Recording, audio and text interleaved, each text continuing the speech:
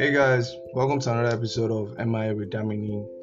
Get a pen, grab a notepad, and happy learning.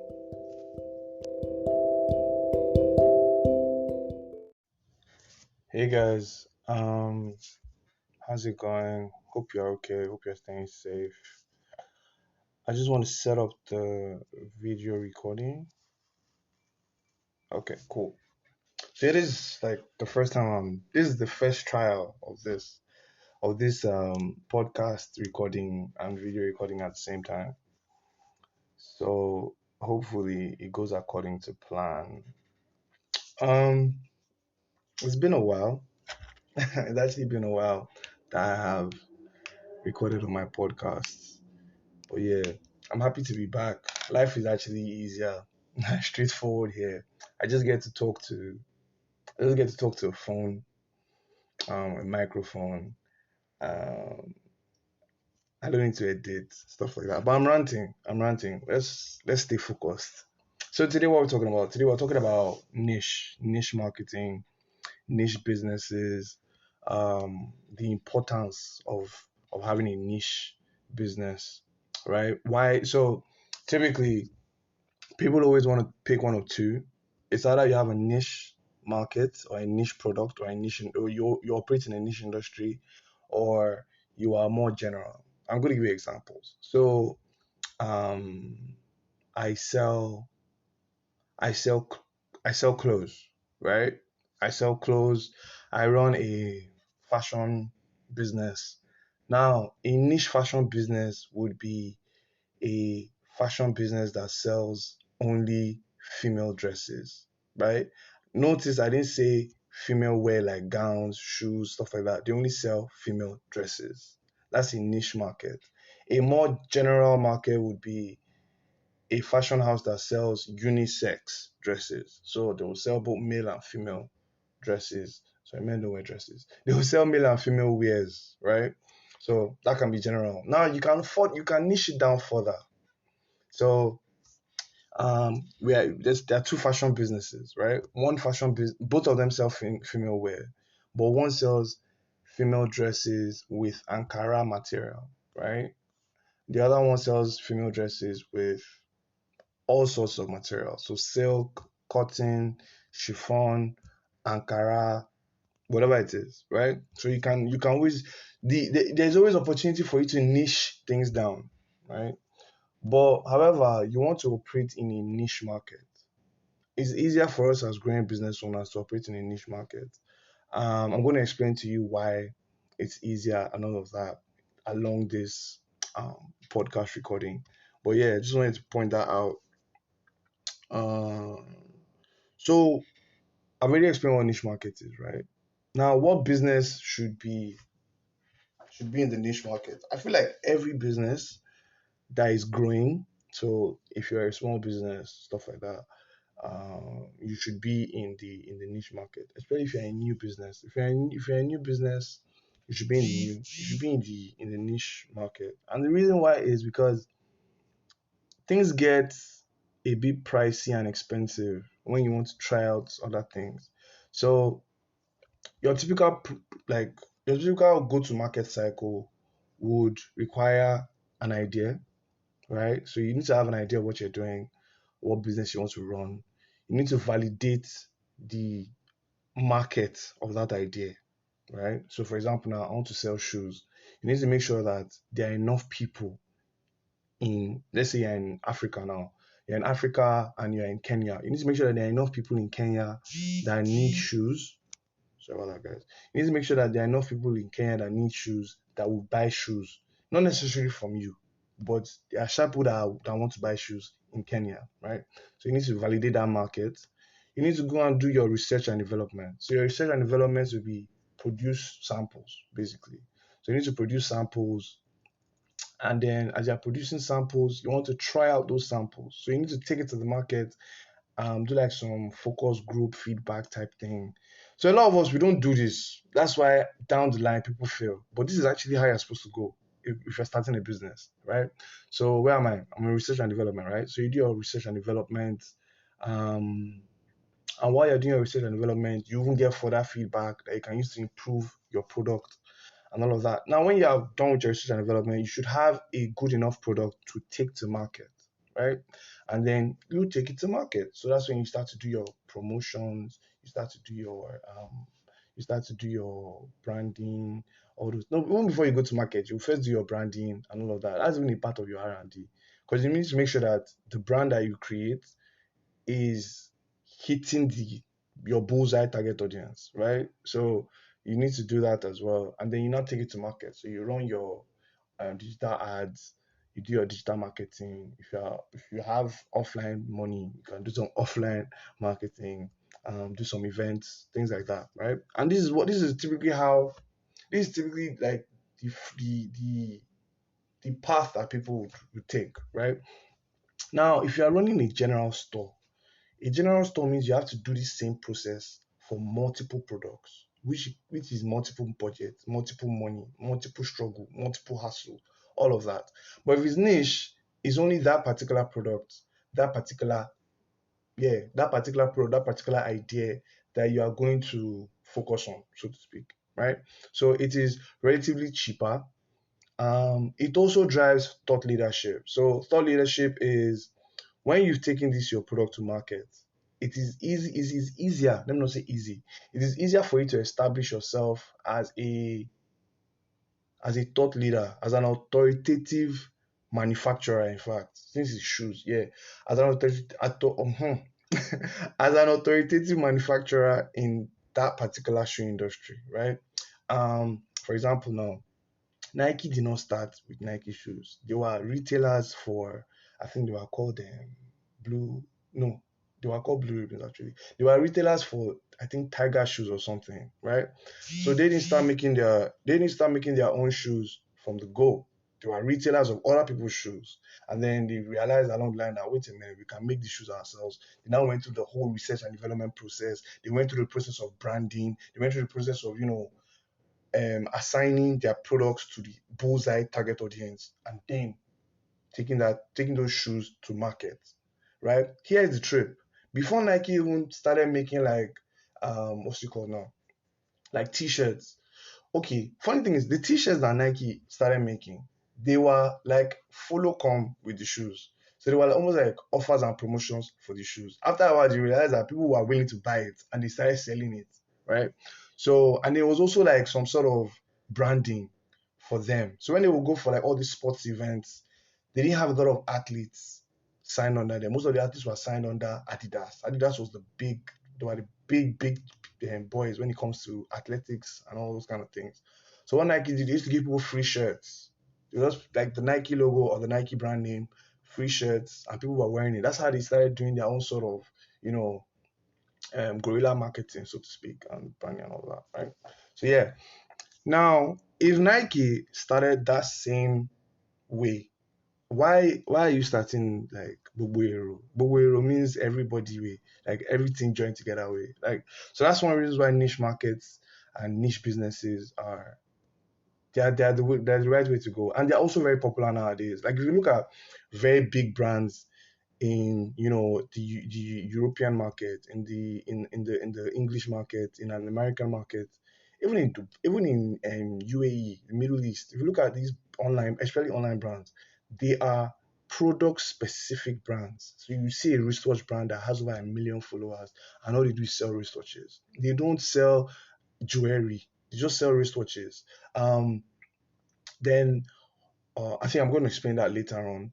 But what you then do is after a while, you can now add another product. So when you have become established or big enough, you can add another product that is relatable to your bullseye audience, right? But let's stay with the one product.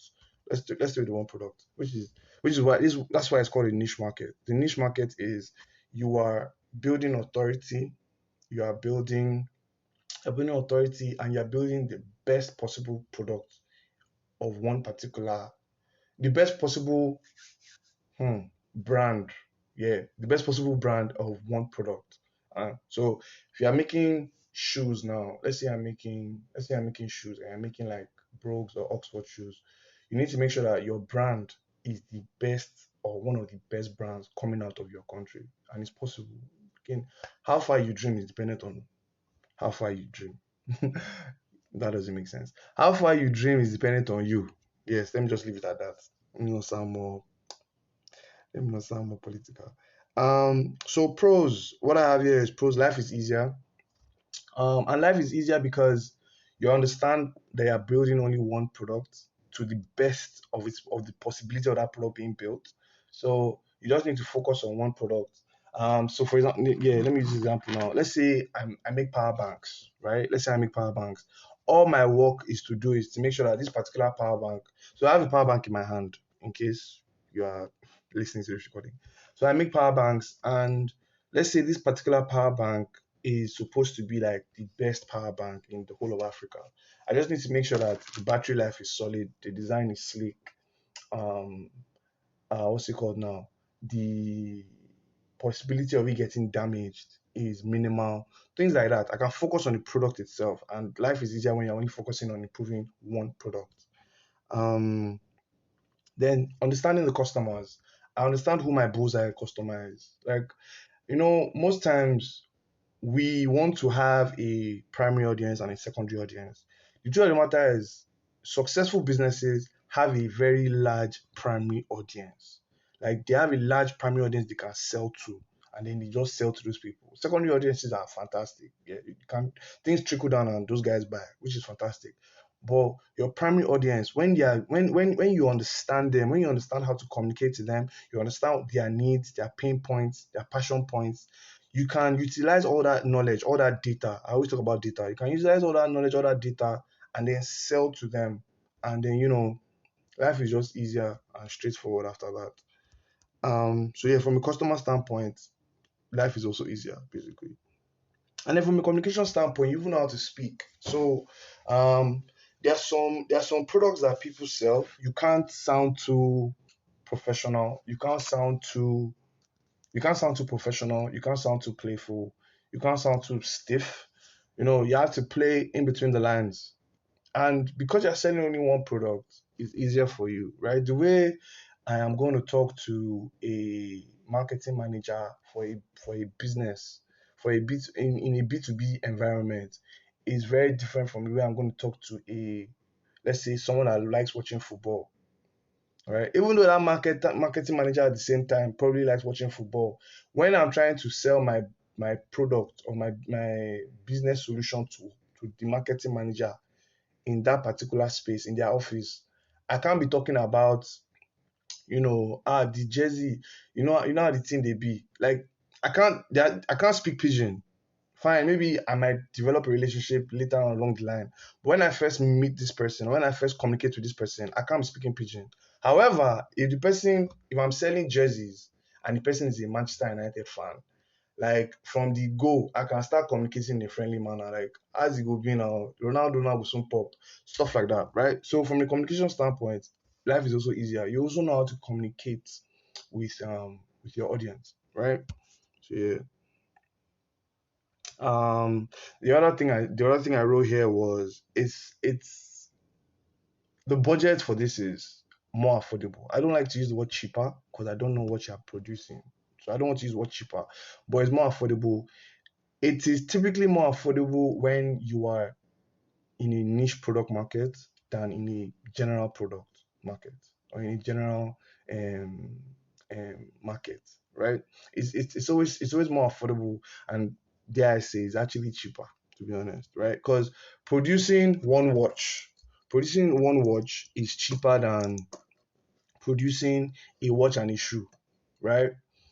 That kind of thing. Producing a watch, a shoe, a bag, a shirt, which is most likely going to be in the general market, and then than a watch. Now, the other thing I want to mention is even when you're standing against competition, you have better you have a better chance winning against them than So when you're standing against competition, you have a better chance as a niche market owner winning that share of pockets from your customers than a general store owner. For example, now Amazon is one of the biggest general stores in the world, right? We all know Amazon.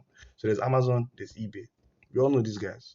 Now, if Mr. A owns a general store as well, whatever it's called, but it's not as big as Amazon. When I want to shop for shirts and I go to Amazon's website, or I go to Mr. A's website, I would not even think twice. I would shop from Amazon because they have certain policies in place, they have reviews, people have bought them, they have heritage working for them. They've spent money on building all those things, by the way, right? But at the same time, I know Amazon and all of that. Now, let's remove Mr. A. Let's put Mr. B. Or no, let's gender equal here. Let's put Miss B, right? So Miss B owns a watch business, right? She owns a watch business and they only sell watches. Like these watches are like clean, professionally done. The packaging is on fleek. Um, the warranty, the policies, the way the watch is, and the engineering of the watch, everything is sharp, right? And then I want to buy a watch. So my options are going to the Amazon website or for watches or going to Miss B store. Mrs. B store would call out to me more and most likely everybody else more because it is more niche specific to what I want at that moment, which is the watch, right? So it also gives niche marketing also gives you like a fighting chance, right, over bigger competitors, so to speak. So yeah, and then you have something we call share of pocket. So it's easier for you to understand the amount of money that consumers are willing to pay for your product when it's only one product, right? So for example, now um, it's almost like a general belief that male fashion items are more expensive than female fashion items. So typically, if you run a business and you sell male fashion items, you would assume, but back it up with data, you would assume that the share of pocket from male fashion items is more than a woman's share of pocket. So men typically spend more money. So when it comes to pricing, you can price higher, but at the same time, you are allowed to also invest more money in your product research. So you can create a higher quality item. So for example, now let's say you can make a watch for 50,000 naira and know that you can sell that same watch for 80,000 naira, right? You can sell that same watch for 80,000 naira, and your bullseye audience would not think of the price as too high. Women on the other, you know what? I'm not going to go to that. I'm not going to go down that road. But share of pockets, hope that helps. Yeah, and just escape. Now, what are the challenges of niche marketing? The major challenge is you would most likely have only one stream of income, right? And you have one stream of income because you're only selling one product. However, remember I said one of the pros is you become an authoritative manufacturer or leader in that industry. Now, when you become an authoritative leader in that industry, you can then take your influence in that industry and create other items. Now, the trick here is you are now going to create another niche market, right? You're going to create one more product to add. So when you're expanding your niche market, you don't expand it to like three, four, five products. You just expand it to one product. Let me give an example. So this guy is called Oros. So you know what? Let me give an example of a niche market and a niche market that is that has added other products to their niche market. So there's Taft. So there's Taft clothing. They sell shoes, primarily shoes. You should not check them out. They actually focus on wow, my video just tripped off. Sorry guys, hold on.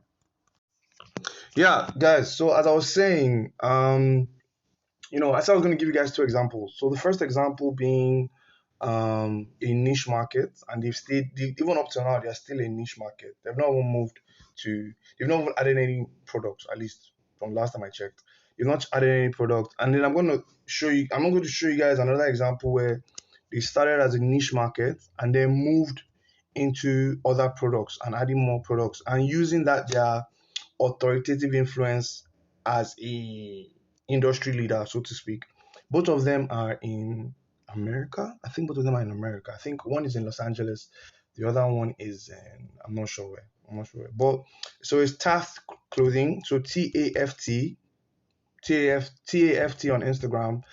So on Instagram, Facebook, TikTok, they're everywhere. And then there's another one, Oros. So Oro Los Angeles. So ORO, like Yoruba people say Oro. But yeah, so those are the two guys. Now for Taft, Taft have stayed with shoes. They've not even moved from shoes at all. They've stayed with shoes, specifically boots for a long time, and then they just added like more materials, more designs, more fabric to their shoes. Like their R&D system is doing a fantastic job because they always find ways to like up their standards. Like so, and what they've started doing now is I don't know whether this is paid for, but a lot of celebrities like Dwayne Johnson, aka The Rock, now actually wear Taft shoes. And then there's Oros. So Oros is I like Oros because they're really clean. Their branding is so I'm a very minimalist person. So I think minimalist tells so much about luxury and and being exclusive, so to speak. So they're a very minimalist brand, and they've used minimalism to like stand out a lot. Like they're so clean, they're so sharp, and they're also not cheap. Right? Again, it depends on who's asking sharp. People that have a lot of bread is affordable for you. So yeah, let me not see. Let me not, I don't like using the word cheap. But anyway, so those are the two guys. Now Taft have stayed in their niche market of boots and shoes. They've not experimented other things. They've gone from boots. I think now they have like maybe um all those like Vans type sole shoes. They have that as well now. Um and then Oros now has jeans. So they have like denim. They have shirts. They have lumberjack shirts and all of that. So that way, what they've done is they have expanded from their niche market, right? They've expanded from their niche market, but at the same time, they've expanded from their niche market, but at the same time, they've not expanded into a far and far out general market, right? They are still staying true to who their primary audience is and providing them other valuable products. So, for example, now somebody that wears Chelsea boots would most likely wear jeans, right? Chelsea boots go with jeans. They don't go with they go with jeans and maybe chinos. They don't go with like regular pant trousers. Regular pant trousers are more of like Oxfords and Brogues, right? Um, Chelsea boots at the same time go with like granddad or bishop collar shirts. They go with like lumberjack shirts. They don't go with like um suit and tie neck I say suit and tie. Yeah, they don't go with like tie type shirts and all of that, right? So those are the kind of things that you would look at. So as a niche market, I agree that when you first start, it's only one stream of income, which is very dependent on what that product is. But at the same time, there's always when you become an authoritative manufacturer, an authoritative figure in your industry, an authoritative a thought leader, so to speak, you can then add other things into your industry. You can add into your product lineup. So, for example, now I'm going back to my power bank idea. So, from a power bank now, I can start making speakers. From speakers, I can start making um, earphones or earpiece, stuff like that, right? Again, the thing is, people do these things a lot around you, but you don't know. Oraimo, when they first came into the Nigerian market, I believe they came in with only the Bluetooth the Bluetooth hands-free AirPods. That's what they came with, and they came with that because they knew that a lot of let me not say a lot Nigerians that couldn't afford the Apple AirPods still wanted to wear AirPods. So Oraimo brought their own. Now Oraimo has like So now Ramo has like what now? They have the AirPods, they have Bluetooth. I think they even have a mouse. I think they have a mouse and Bluetooth mouse as well. So yeah, what they've done is they've looked at okay, people that typically want AirPods, they will need power bank. People that typically because they own a phone. So if you want AirPods, you obviously own a phone. Now the way the electricity um, works in especially Nigeria, let me speak for Nigeria, is quite erratic. So you need what's it called? You need a power bank. So Ramona has power bank. Chances of people owning that own a laptop, a phone, and people that own a phone, they have a laptop is also high. So Oraimo has a Bluetooth. Again, all this is backed with data that I don't have access to. People that work in Oraimo will have that data, and that's what they use to introduce products into their niche market. So it's the same way when you start your niche market business. When you start your niche business, the data that you keep on collecting. Again, you never stop collecting data. The data that you keep on collecting is that same data that would introduce you to the other products that you then add. So yes, I agree. One of the problems is there's only one stream of income when you start, but there's room for addition. Because the bigger you get, the more customers you have, the higher your share of pocket, the higher your average order value for customers, which will now give you more money. That more money you have, instead of buying car, instead of buying Jeep, instead of buying what's it called, all those things, you can now use that money to buy to introduce more products into your business. So remember the life cycle I spoke about, the idea, um, product, market, the research and development, all those things I mentioned earlier in this podcast. So you need to look at that. Um, Barrier to entry is also low. That's another problem with niche markets. So the barrier to entry is also low. Now, because you're working on only one product, the product you're working on, 100 people might be joining you to work on that product at the same time, right? So, for example, now, online educators that teach how to run Facebook ads. Again, once you run a Facebook ad and you are successful with it, you actually have enough knowledge to teach somebody else to run it. So you can just start a online education business and start teaching people. So you do an ebook or a course on one of these online platforms and you sell it. So the barrier to entry is really low when you are trying to niche market down. Same thing, not just online education. Same thing with shoes. To make shoes can be relatively affordable. Let me not say cheap. So the online, the I say the online, the entry, the barrier to entry is low for niche markets. If it's general, it requires much more money, that kind of thing. But at the same time, I would always recommend this. This is something that I would recommend, especially as a growing business owner. As a growing business owner, we don't have a lot of funds. If you have a lot of funds, then by all means, you can try your hands on other things. I think in my next podcast, I will explain the advantages or benefits of running a general store or a general business. I will explain that as well, right?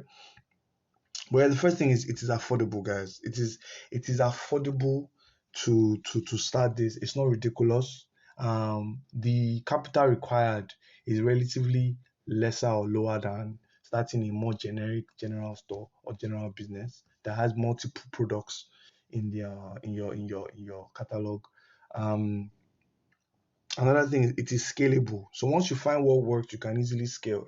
I say this a lot. Scaling is the simplest process in should be I'm not saying is should be the simplest process in a business, because once you find what works, you just increase the elements around that and watch it grow, right? At some point you will hit a plateau where you've grown to the highest point, that kind of thing. But it's also, niche market businesses are scalable, relatively easily scalable. um Another thing is communication. Your communication systems are, they're almost straightforward and direct. For example, now if you sell well, let me use food. So if you sell sandwiches, or no, let's say you run a vegan or vegetarian business. Like, there are so many topics on on vegan and vegetarian food that you can just repurpose and just send out to people, your primary bullseye audience. You don't need to think of how to create new things. There's already access to these things that you can make sure that you are creating a relevant and and what's the word I want to look for here now? You want to create a relevant and what's the word I want to use here now? The relationship is relevant, and at the same time it's useful. It's two-way, right? You don't want to create a relationship where it's just one way, and then you're telling them, today you told them about shoes, tomorrow you're telling them about dresses, next tomorrow you're telling them about caps, right? Because at the end of the day, your marketing budget, all these things go into a marketing budget. So you need to make sure that the conversation and communication you are having is direct. It is useful. Yeah, that's the word. The word is useful. It is useful to the audience that you're speaking to, right? When it comes to communication nowadays, people use the omni-channel strategy. So omni-channel is, you are saying the same thing on every platform. So with niche markets, you are allowed to say that. With general markets and general businesses, You would always say different things. You can't say the same thing. But with omni-channel strategy, it's perfect for niche businesses because you're allowed to say the same thing across channels and be relevant on all touch points, right? So that's why I would always recommend niche markets. I would always recommend niche businesses, niche markets, as opposed to running a general store, because you might be getting a lot of revenue, but at the same time, all that revenue you are getting is going back into marketing, is going back into multiple product development cycles, is going back into multiple suppliers pockets, because when you're running a general business, you don't have just one supplier or a group of suppliers. You have a wider branch of suppliers, right? So that's one of the advantages of niche marketing. And I said niche marketing, niche businesses. So those are the few things I wanted to explain today, because I realized that a lot of us nowadays, we are creating general stores and pushing too many products at the same time. So when customers come and check your business out, whether it's on social media, whether it's your website, they don't even know what they are looking for. They don't know what they are seeing. And you've not even created enough foundation or base to even say that, okay, this is what we started with. This is what most of our customers know us from. Your word of mouth marketing, instead of them saying that, oh, these people are known for the best watches, they're known for the best shoes, they're known for the best ABCD. People are saying that, oh, whatever it is you want, just go there. You might just they have everything, but I can't vouch for it. I've only bought this one. I've only bought that one. But instead, you'll be like, oh, that's why I bought my the watch for my husband. That's why I bought the watch I bought for my mom, or the roses I got for my mom on Mother's Day. That's where I got those roses from, and it was amazing. So those are the things that you want to look at when you are creating your business strategy. Is it too late to go back to a niche business? It depends on how far you've gone. But I don't think anything is too late. You can re-strategize and come back depending on how far you've gone. Again, this is not it's not a one size fits all answer. But I believe that it's always good for you, especially those of us that are starting the business now. It's always good for you to start with a niche business and take it to the next level from there. All right. So yeah. So that's about it. I miss recording. I miss recording this way because I get to talk a lot about. I get to go talk a lot. I get to also go in depth into details. When I was recording for YouTube, you'd almost like try to rush everything because you don't want it to be too long, and then you're spending so much time trying to what's it called? Trying to edit. But with this, people can just like play you in the background and just listen to what you're saying, and I really like that. But anyway, Sha, thank you so much, guys. I'm happy to be here. I'm happy to be back recording this way, to be honest. And see you or hear you will be hearing from me actually, since you can't see me. You'll be hearing from me in the next episode. All right. So take it easy, guys. God bless.